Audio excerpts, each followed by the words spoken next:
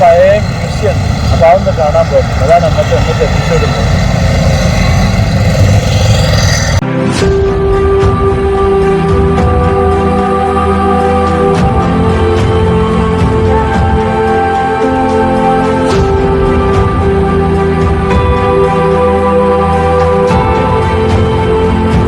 ഞാനിപ്പോൾ ഉള്ളത് ശ്രീലങ്കയിലെ കൊളംബോയിലെ ഒരു പേട്ടയിലൊരു റൗണ്ട് അബൌട്ട് ഉണ്ട്. ആ റൗണ്ട് അബൌട്ടിൻ്റെ അവിടുന്ന് സ്വല്പം അങ്ങോട്ട് പോയി കഴിഞ്ഞാൽ അങ്ങ് ദൂരെ കണ്ടില്ലേ, ഇതാണ് ഇവിടുത്തെ പഴയ കാല ടൗൺ ഹാള്.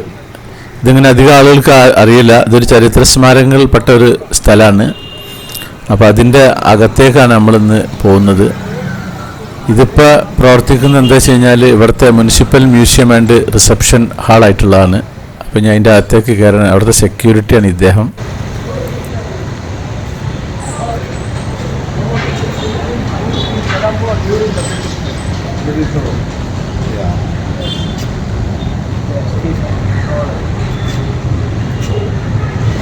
ഇവിടെ ബ്രിട്ടീഷുകാരെ കാലത്ത് ഉപയോഗിച്ചിരുന്ന മിഷനറീസ് ഉള്ളതാണ് ഇവിടെ കൊളംബോയിൽ. അപ്പോൾ അതൊക്കെ നമുക്കൊന്ന് കാണാം.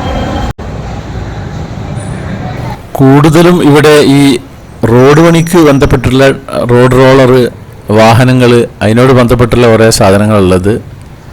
ഇവിടെ ലൈറ്റ് കുറവാണ് ഇതിൻ്റെ അകത്ത്. അപ്പോൾ ഇടയ്ക്ക് ഇങ്ങനെ ഒരു ഇരുട്ട് പോലെ തോന്നുന്നുണ്ട്.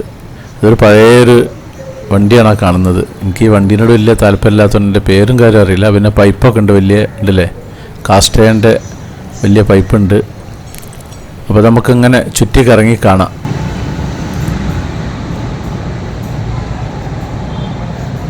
ഈ നിൽക്കുന്ന കെട്ടിടമാണ് ഇപ്പോഴത്തെ ടൗൺ ഹാള്. ഇത് 1925 പണിയിപ്പിച്ചിട്ടുള്ള കെട്ടിടമാണ്.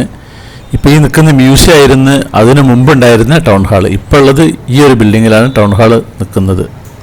വിഹാരമഹാദേവി പാർക്കുണ്ട്, അതിൻ്റെ അടുത്താണ് ഇപ്പോൾ ഇത് നിൽക്കുന്നത്. കൊളംബോനെ 15 ഭാഗമാക്കി തിരിച്ചിട്ടുണ്ട്. അപ്പോൾ അതിൻ്റെ 7ാമത്തെ ഭാഗത്തുള്ള ആ ഒരു ഭാഗമാണിത്.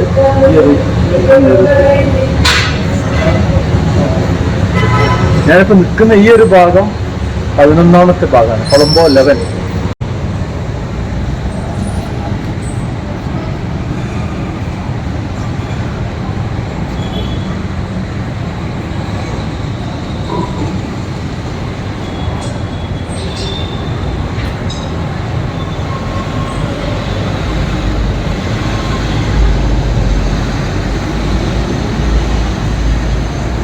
ഇത് റോഡ് പണിക്കുള്ള ടാറ് ഉരുക്കി പാരുന്ന വണ്ടിയാണ് തോന്നുന്നുണ്ട്. ഇതൊക്കെ ഇങ്ങനെ ഉന്തുവണ്ടികളാണ് ഈ കാണുന്നതൊക്കെ.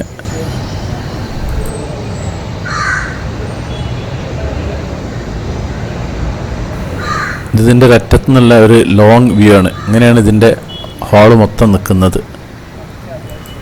1873 നിർമ്മിച്ചത്. അന്ന് ബ്രിട്ടീഷ് ആർക്കിടെക്റ്റ് ജെ.ജി. സ്മിത്തറാണ് ഇത് രൂപകൽപ്പന ചെയ്തത്. 1924 വരെ ഈ കെട്ടിടം ഉണ്ടായിരുന്നു, ഏകദേശം ഒരു 50 കൊല്ലം. അതിന് ശേഷമാണ് നേരത്തെ ഞാൻ കാണിച്ച കെട്ടിടം ഉണ്ടാക്കിയത്. ഇത് കൊളംബോയിലെ തുറന്ന ആദ്യത്തെ സിവിക് കെട്ടിടമാണ്. ട്രോഫിയും കാര്യങ്ങളൊക്കെ കിട്ടിയതൊക്കെ ഉണ്ട് ഇവിടെ. ഇത് വേറൊരു വാഹനമാണ്. അങ്ങനെ 1925 ഈ മുനിസിപ്പൽ ആസ്ഥാനം വിഹാരമഹാദേവി ഒരു പാർക്കുണ്ട്, അതിൻ്റെ അടുത്തേക്ക് മാറ്റി. പിന്നെ 1980 ശ്രീലങ്കൻ്റെ പ്രസിഡന്റ് പ്രേമദാസയുടെ ശ്രദ്ധയിലാണിത് പെട്ടത്. അങ്ങനെ ഈ തകർന്ന കെട്ടിടം, അങ്ങനെ 1984 അദ്ദേഹത്തിൻ്റെ നിർദ്ദേശപ്രകാരം ഇത് പുതുക്കി പണിതിട്ട് ഇതൊക്കെ ഇങ്ങോട്ട് മാറ്റി. അങ്ങനെയാണ് ഇപ്പോൾ നമുക്കിത് കാണാനുള്ള സാഹചര്യമായത്. ഇതിൻ്റെ അകത്തേക്ക് കയറാൻ പ്രവേശന ഫീസ് ഇല്ല. ഇനി ഇതിൻ്റെ മുകളിലേക്ക് പോവുകയാണ്. ഫസ്റ്റ് ഫ്ലോർ മരത്തിൻ്റെ കോണിയൊക്കെ വെച്ചിട്ട്, മരത്തിൻ്റെ കോണിന് അവിടെ കാര്യമായിട്ടുള്ളത്. ഇവിടെ ഒരു ഹാളുണ്ട് എന്ന് പറഞ്ഞു. അപ്പോൾ ഇവിടെ ഈ അന്നത്തെ കാലത്ത് ഇവിടുത്തെ ടൗൺ ഹാളിൻ്റെ ഉള്ളിൽ മീറ്റിംഗ് ഒക്കെ നടക്കൂലേ, അതിന് വേണ്ടിയിട്ടുള്ള ആ ഒരു സംഭവമാണിത്. കുറേ കസേരയും പിന്നെ സ്പീച്ച് ടേബിളൊക്കെ ഉണ്ട്.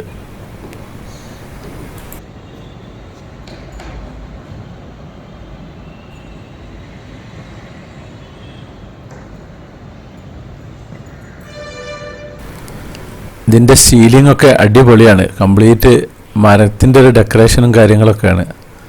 സംഭവം സൂപ്പറായിരിക്കുന്നത്.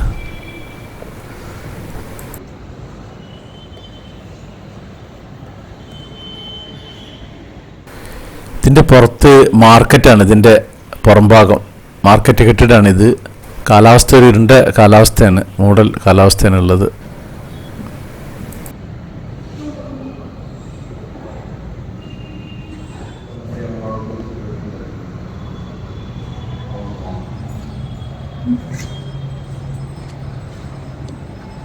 ഇത് ഈ ഹാളിൻ്റെ പുറത്തുള്ള മൂച്ചി മാങ്ങ, ഇത് കൊളംബോ മാങ്ങ എന്ന് പറയുന്നത്. നമ്മുടെ നാട്ടിലും പണ്ട് ഇതേപോലെ കൊണ്ടുവന്ന് നട്ടിട്ടുള്ള ചില സ്ഥലങ്ങളുണ്ട്. കൊളംബോ മാംഗോ എന്ന് പറയും. ഒരു നീളത്തിലുള്ള ടൈപ്പാണ്. ഇത് ഞാൻ ആദ്യം വെച്ച് ഒറിജിനൽ ആളുകൾ ഇരിക്കുകയാണെന്ന്. ഇത് മെഴുകിൻ്റെ കൊണ്ട് ഉണ്ടാക്കിയിട്ടിരിക്കുകയാണ്. ഏകദേശം ഒരു 15ഓളം പേരുകളുണ്ട്. അന്നത്തെ കാലത്ത് കോൺഫറൻസ് നടത്തിയിരുന്ന ഇതാണ്. അത് അതേപോലെ അവിടെ ഒരു ഇതാക്കി വെച്ചിരിക്കുക. നല്ല സംഭവം, നല്ല സൂപ്പറായിരിക്കുന്നത്. ഞാൻ പെട്ടെന്ന് ഒറിജിനൽ ആൾക്കാരാണോ എന്ന് വിചാരിച്ചു. അവരുടെ പേരും കാര്യങ്ങളൊക്കെ, അന്നത്തെ ആൾക്കാരുടെ പേരും കാര്യങ്ങളൊക്കെ അവിടെ എഴുതി വെച്ചിട്ടുണ്ട് ആ മേശൻ്റെ ഫ്രണ്ടിൽ, അവരെ മുന്നിൽ തന്നെ.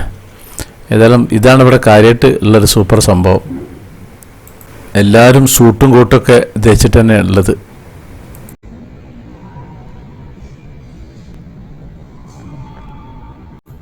അപ്പം ഞാൻ ഇവിടുന്ന് ഇനി പുറത്തേക്ക് ഇറങ്ങുകയാണ്. ഇവിടെ വരെ ഫയർ സർവീസിൻ്റെ ആ ഒരു സംഭവം ഇവിടെ തന്നെ ഉണ്ട്, ഈ ഒരു കെട്ടിടത്തിൽ തന്നെയുണ്ട്.